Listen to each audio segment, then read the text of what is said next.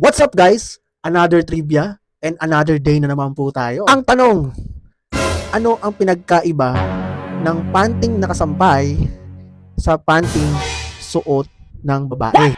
Ang panting nakasampay, kapag hinawi mo, ang makikita mo, langit.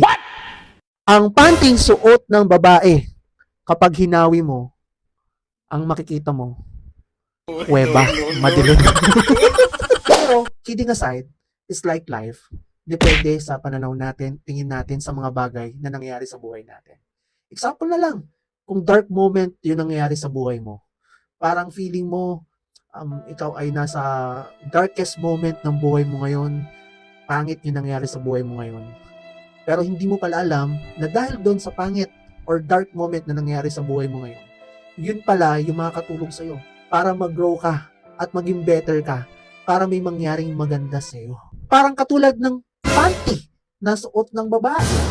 Imagine mo, pag hinawi mo, kuweba, madilim, pero pwedeng may magandang mangyari.